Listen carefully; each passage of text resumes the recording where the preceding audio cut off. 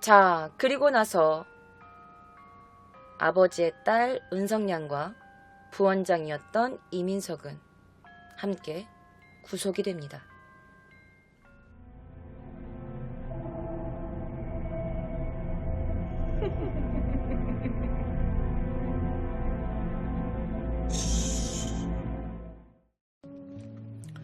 자, 이민석은요, 12월 학원비 횡령 문제로 사실은 이 서인철 씨와 다툰 경험이 있습니다. 자, 서인철을 폭행한 혐의로 사실 구속된 적이 한 번 있었던 거야. 그런데 당시에는 징역 2년 6월에 집행유예 3년을 선고받습니다. 그래서 결국에는 그냥 집행유예로 풀려난 거예요. 그런데 감히 네가 나를 신고해? 라면서 앙심을 품어오다가 이 이은성 어머니를 이은성 자신의 제자가 살해했다는 얘기를 듣는 거야.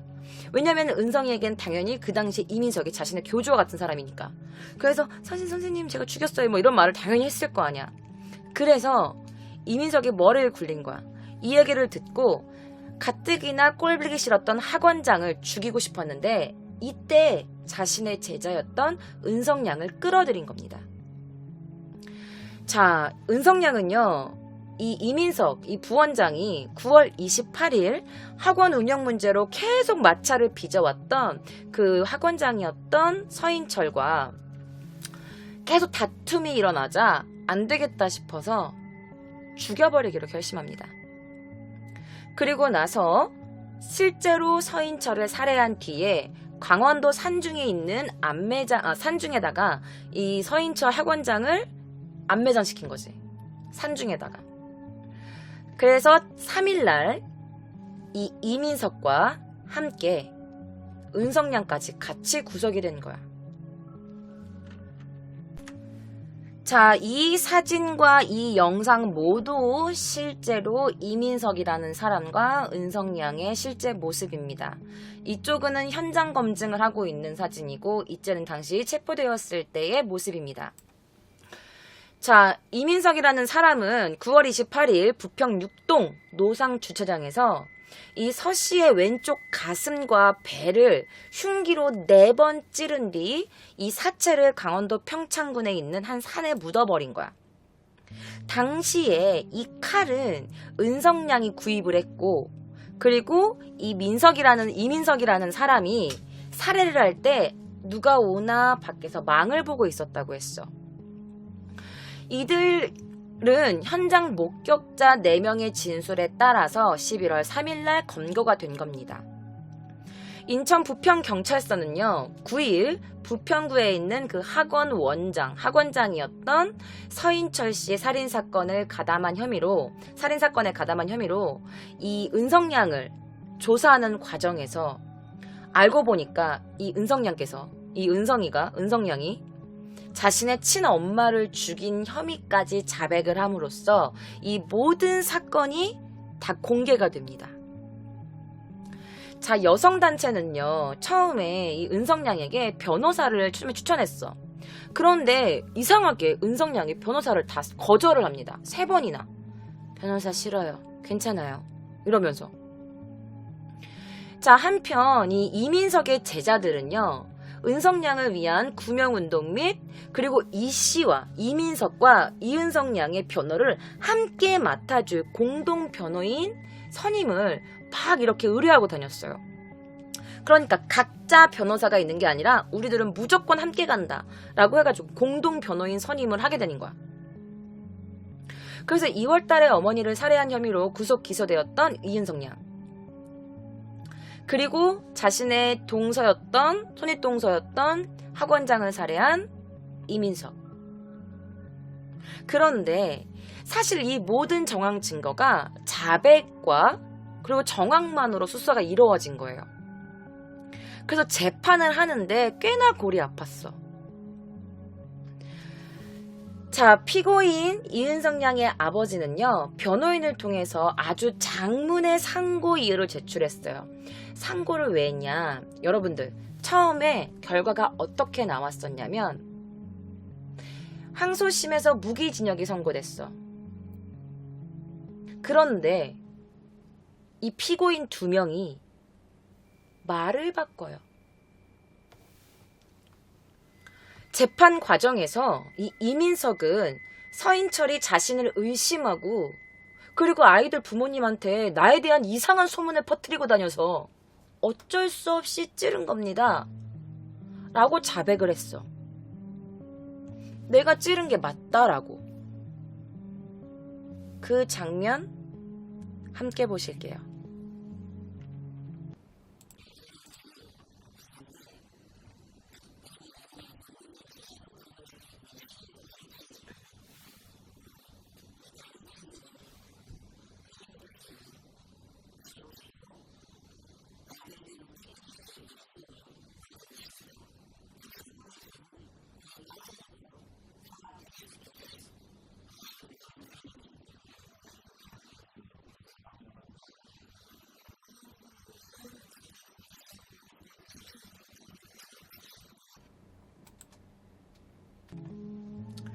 자, 분명히 여러분도 이 자백을 똑똑히 들으셨죠? 나에 대해 안 좋은 이야기를 했다. 내 학생들은 명문대학에 들어갈 수 있는 아주 훌륭한 학생들인데 그런데 왜 나에 대한 이상한 소문을 내고 다니니? 내가 참을 수가 있어야지. 그래서 반사적으로 찌른 겁니다. 그리고 이은성 양은 저는 막만 봤다. 시체 유기하는데 같이 따라갔다. 이렇게 이들 스스로 자백을 했어요. 처음에 자백을 했었는데 갑자기 이 은성 양께서 자기는 엄마를 죽이지 않았다 라면서 자백을 뒤집습니다. 처음에 맨 처음 제가 여러분들께 보여드렸던 이 은성 양 다시 할게요. 제가 처음 여러분들께 보여드렸던 이은성 양의 자백 영상 기억하시죠? 죽일 생각은 없었습니다. 저희 엄마는 흥분을 굉장히 자주 하시는 분이었고 어떻게 하다 보니 엄마를 살해하게 되었습니다 라고 자백을 했단 말이지. 그런데 갑자기 재판에서 전 엄마를 죽이지 않았습니다 라고 자신의 자백을 뒤엎습니다.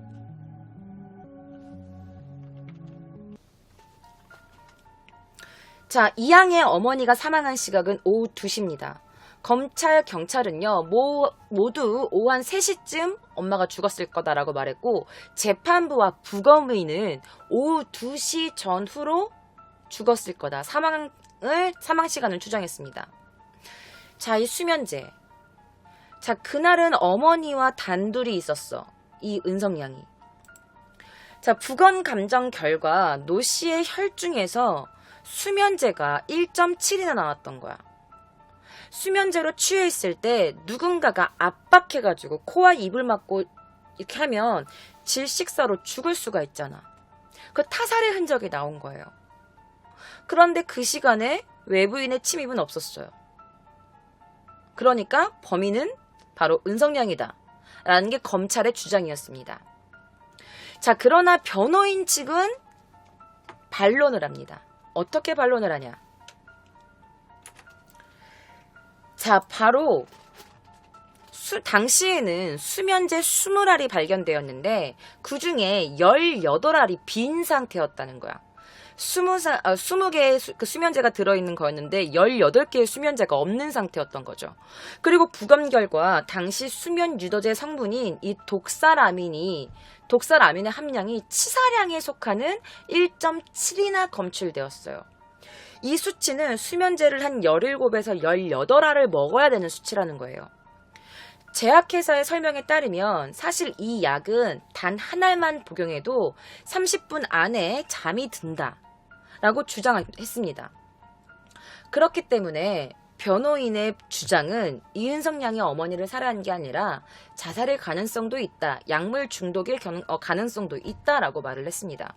그리고 2시 30분 부검의 결과로 2시 전후로 사망했다고 나오는데 이미 엄마인 노 씨가 잠에 빠져서 골아 떨어져 있었는데 말다툼 끝에 살해했다는 것은 시간상 맞지 않는다라고 주장해요. 결국 없어진 18알은 피해자가 먹은 것이고 그리고 피해자는 자살한 것이다 라는 게 변호인 측의 주장이었습니다. 근데 검찰이 또 반론하죠. 아니다. 피해자는 평소에도 수면제를 복용했었고 그 양이 피해자에게 치사량인지 아닌지는 알 수 없다. 라고 주장했어. 그러니까 수면제를 먹었으면 약간 면역력이 있었을 텐데 17개, 18개를 수면제를 전혀 먹지 않았던 사람한테는 치사량이 될 수도 있겠지만 이미 어느 정도 이 수면제에 익숙했던 이 엄마한테는, 이 피해자한테는 과연 그 양이 치사량인지는 아무도 알 수 없다라고 말하는 거야. 근데 변호인은 또 아니다. 어쨌든 그 정도 양이었으면 분명 오후 2시쯤에는 피해자는 깊게 잠이 들어 있었을 것이다. 라고 주장합니다. 그러니까 은성양은 범인이 아니다. 이렇게 말을 하는 거지. 자, 그러다가 아버지가 증인석에 오르게 됩니다.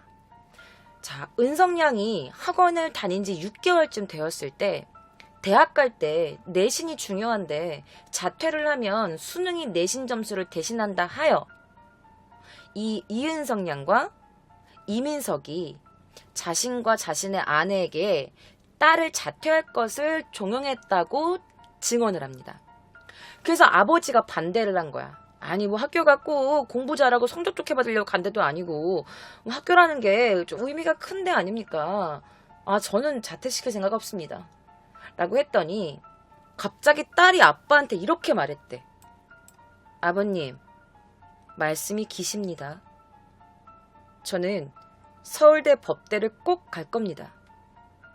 저는 꼭 이민석 선생님께 배워야 서울대 법대를 갈 수 있습니다. 라면서 아주 차갑게 얘기했다고 해. 아버님 말씀이 기십니다. 라면서. 자, 그래서 이 인터뷰 장면이 있어서 제가 아버지 인터뷰 장면을 가지고 왔습니다. 저와 함께 보실게요.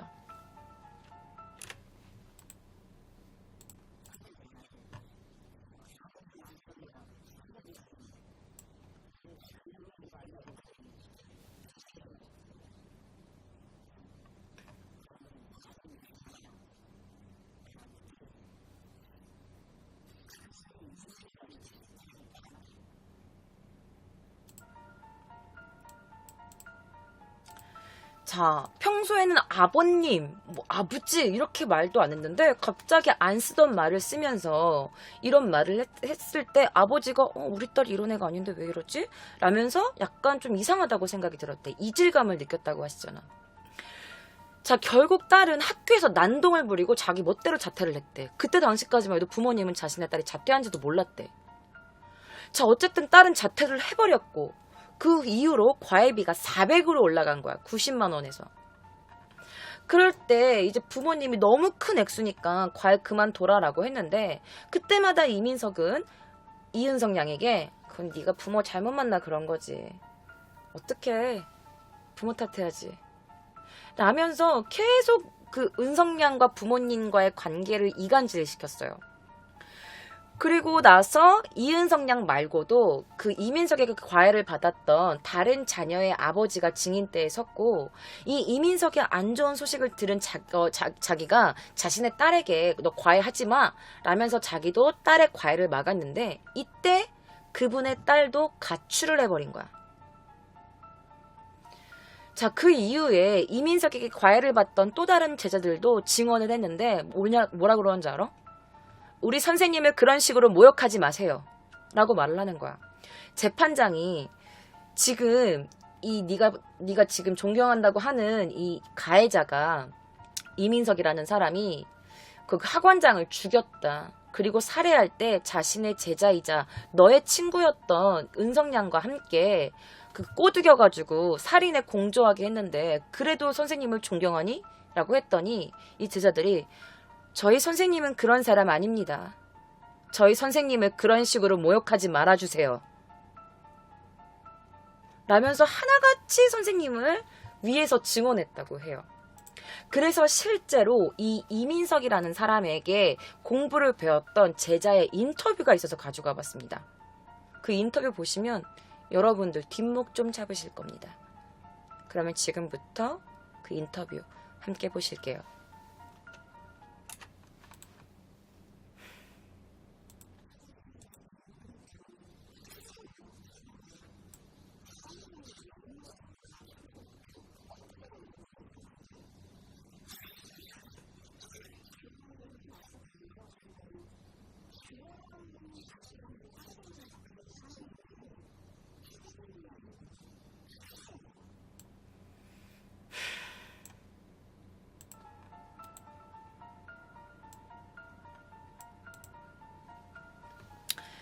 선생님이라는 분이 너무 크세요. 뭐 연모의 정도 품었고 꽃도 주고 뭐 그랬지만 이상한 관계는 전혀 없었습니다. 그런 얘기를 듣기에 우리 선생님은 너무 그릇이 크신 분이라. 라는 실제 제자의 인터뷰가 있었어요. 그리고 재판에서 갑자기 아까 방금 전에 우리가 이민석이 내가 반사적으로 걔를 찔렀다. 그 사람을 찔렀다라고 자백한 거 저랑 같이 모두 보셨잖아요. 그런데 갑자기 말을 싹 바꿉니다. 뭐라고 바꾸냐? 죽은 서 씨를 찌른 건 내가 아니라 바로 은성입니다. 라면서 진술을 번복해요. 서인철을 찍은 학원장을 찌른 건 내가 아니라 바로 내 제자 은성이다. 그래서 검찰이 너무 어이없잖아. 지가 자백까지 해놓고. 그래서 왜 갑자기 진술을 번복하시는 거죠? 라고 물어보니까 사실 당시엔 제 제자를 보호하기 위해서였는데 그런데 생각해보니 저에게는 가족도 있고 또 다른 제자들도 있고 그래서 사실을 말해야겠다고 생각했습니다. 라고 진술을 합니다. 자, 이민석의 내용은 이랬어. 당시 차 안에서 3명이 같이 있었다. 나와 은성이와 서인철. 서인철과 은성이는 앞좌석에 앉아 있었고 자신은 뒷좌석에 앉아 있었다. 그런데 갑자기 이양과 그 학원장이 싸우기 시작했고 갑자기 이양이 주머니에서 칼을 꺼내가지고 원장을 찔렀다라고 말을 합니다. 너무나 순식간에 일어난 일이었다. 그래서 말릴 틈도 없었다. 그런데 방금 전 인터뷰에서는 은성양은 당시 사체를 유기할 때 막만 봤다고 했었는데 갑자기 이 은성양도 이렇게 말합니다. 네, 맞습니다. 학원장을 살해한 건 선생님이 아니라 바로 접니다. 라고 말을 해요. 내가 죽였다. 칼도 내가 샀고 내가 혼자 찔렀다. 선생님은 그냥 나를 감싼 것 뿐이다. 라면서 또 자신의 진술을 번복합니다. 체구도 작은 19살의 여학생이 자신보다 체구도 큰 남성을 칼로 이렇게 찔렀다는 게 어이가 없잖아. 그리고 여러분도 아시다시피 칼로 찌를 때 찌르는 사람도 손을 되게 조심해야 되고 찌르는 사람도 힘이 굉장히 필요하단 말이지. 근데 자기보다 큰 사람을 남성을 찔렀다고 19살의 체구도 작은 그 여성이? 소녀가? 자, 2002년 4월 26일 재판부는 피고인들이 계획적으로 피해자를 살해하고 은폐한 사실을 인정한다고 말합니다. 피고인 이 씨는 범행의 책임을 제자에게 전가했다. 피고인 이양은 단독 범행을 주장하고 공범 이 씨의 범행을 은폐하려고 했다. 또한 존속살해 자백을 부인 자신의 죄를 뉘우치지 않고 있다. 이에 본 재판부는 피고인들에게 중형을 선고한다. 피고인 이 씨는 징역 15년, 피고인 이양에게는 무기징역을 선고한다. 자, 재판부는 이 씨에게 학원장 살해를 물어 15년, 이양에게는 학원장 살인죄와 존속 살인죄 혐의로 무기징역을 선고한 거야. 이양에게는 사실적 경합법을 적용해서 중형을 내렸대. 이 사실적 경합법이 뭐냐면 피고인이 2가지 이상의 죄를 지었을 경우에 가장 무거운 죄에 해당하는 형을 내릴 때 사용하는 거야. 예를 들면 내가 살인이랑 물건을 훔쳤어. 2가지 범행을 저질렀잖아. 근데 얘가 더 무겁지. 그래서 얘에 해당하는 벌을 내리는 거지.